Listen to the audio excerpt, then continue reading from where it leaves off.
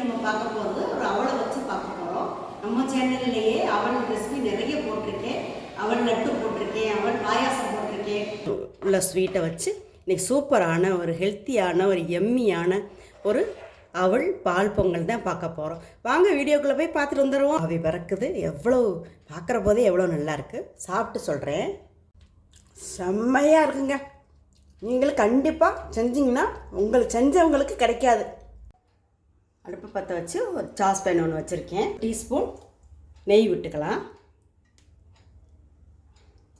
நெய் நல்லா உருகி வரட்டும். இந்த கிளாஸ் எடுத்திருக்கேன்.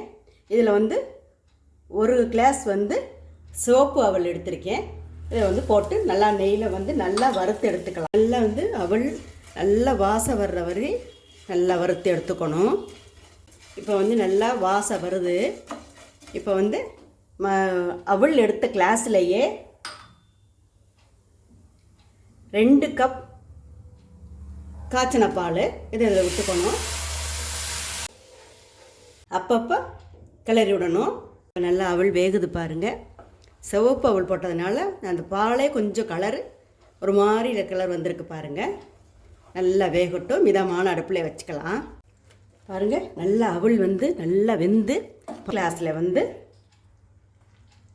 கண்டென்ஸ் மில்க் எடுத்து வச்சுருக்கேன். அதை விட்டுக்கலாம். இப்போ இது இல்லைனாலும் பரவாயில்ல, சர்க்கரை 1.5 கிளாஸ் போட்டுக்கலாம். அந்த அளவில் எடுத்தோமோ அவளும் அதில் 1.5 கிளாஸ் போட்டுக்குங்க. முந்திரி திராட்சை நெய்யில் வறுத்ததை போட்டுக்கலாம். ஒரு ஏலக்காயை கட் பண்ணி நுணுக்கி வச்சுருக்கேன், அதை போட்டுக்கலாம். அதுதாங்க நம்மளுடைய அவல் பால் பொங்கல் ரெடி ஆயிடுச்சு. நீங்களும் இது மாதிரி செஞ்சு பாருங்கள். செஞ்சு பார்த்துட்டு எப்படி இருக்குன்னு உங்கள் கருத்துக்களை கமெண்ட் பாக்ஸில் சொல்லுங்கள். நன்றி. அடுத்த ஒரு இன்ட்ரெஸ்டிங்கான வீடியோவில் நம்ம பார்க்கலாம்.